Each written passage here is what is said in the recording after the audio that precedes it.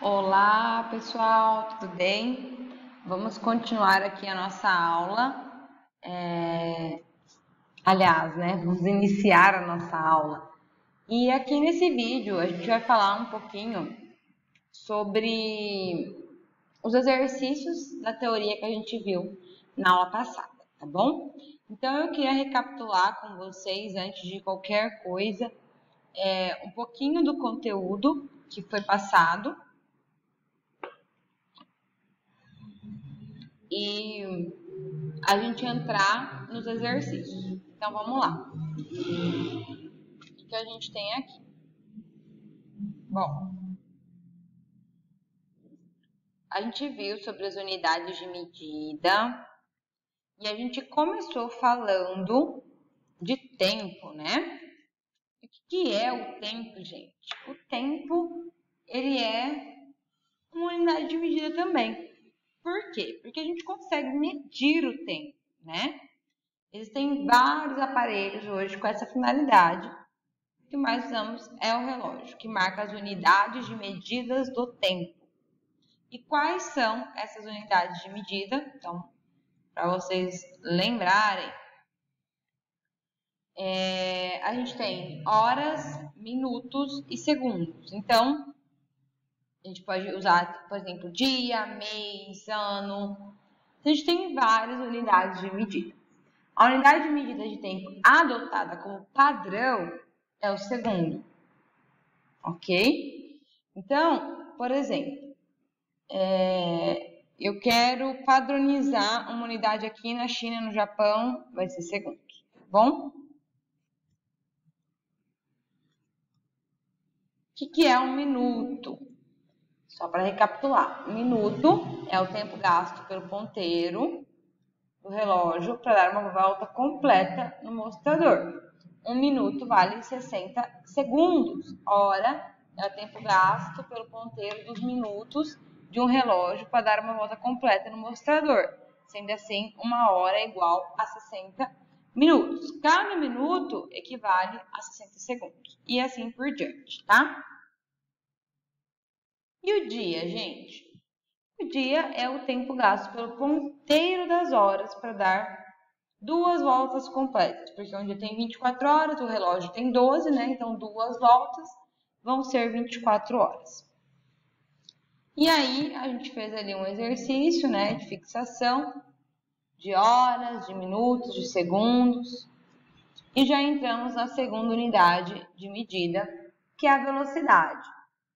A velocidade de um corpo é dada pela relação entre o deslocamento de um corpo em determinado tempo e pode ser considerado uma grandeza que mede o quão rápido o corpo se desloca. Então, a respeito de velocidade seria isso, gente? E aí a gente tem as transformações, né? Que a gente tem quilômetros por hora e metros por segundo. Então, a gente eventualmente precisa ficar transformando uma medida na outra. E aí, o que a gente falou a respeito disso? Bom, se eu tenho algo em metros por segundo e eu quero transformar para quilômetros por hora, eu multiplico por 3,6.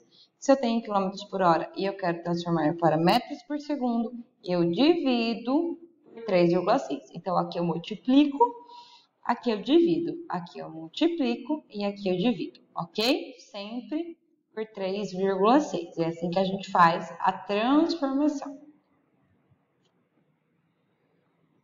E aí, gente, nós vamos ter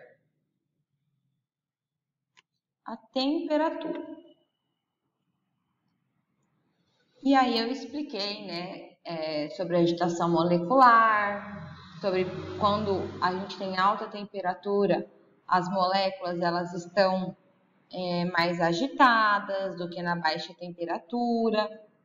Então, a estrutura molecular ela influencia aí, né, em tudo isso. Então, os aparelhos que a gente usa para medir a temperatura, ou seja, a temperatura é algo que pode ser mensurado, pode ser medido, são diversos tipos, desde termômetros de todos os tipos, bubômetro, enfim. O álcool e o mercúrio são os mais comuns ali de ficarem dentro dos termômetros, né? E no Brasil, a gente utiliza os graus Celsius para temperatura. Então, aqui na nossa escala, essa é a nossa unidade. O termômetro é dividido em 100 partes iguais, ou seja, a variação de temperatura vai de 0 a 100 graus Celsius. E a gente usa essa unidade. Nos outros países, a gente vai ter a escala Fahrenheit e a Kelvin. Então, a gente também tem a possibilidade de fazer aí essa transformação. Então, essas escalas, o que assemelha elas é o ponto de fusão e o ponto de ebulição da água.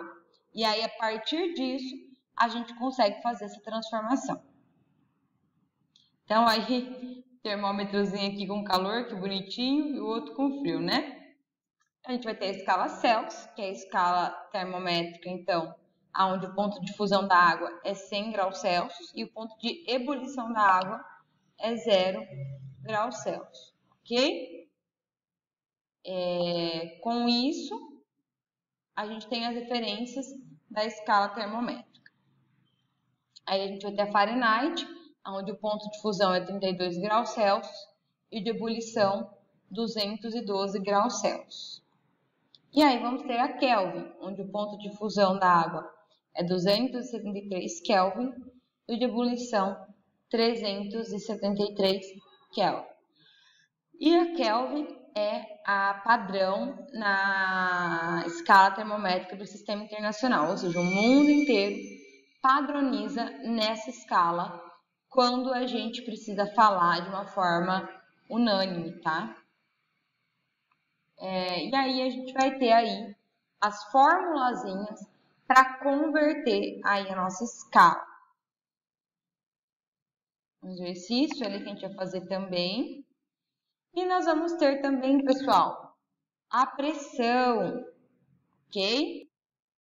Então, gente, a gente vai ter aí as unidades de medida de pressão, que é a atmosfera, que é o ATM, milímetro de mercúrio, que é o mmHg, centímetro de mercúrio, CMHg, pascal, quilopascal, que são as unidades de pressão aí, segundo o sistema internacional, ok? Então, a gente tem que um ATM vale 101,325 kPa. Essas são as unidades de pressão para que a gente converta, ok? Um ATM vale 760 milímetros de Hg. Um ATM vale 76 centímetros de Hg. Esse K aqui de quilopascal, gente, vale 1000 unidades, tá? Por isso que em pascal tá 3 vírgulas para frente, porque é só multiplicar por 1000, ok? Então, essas são as nossas unidades de pressão. E aí a gente finaliza aqui, gente, a nossa aula de revisão dessas unidades para a gente poder dar sequência aqui. Vamos lá.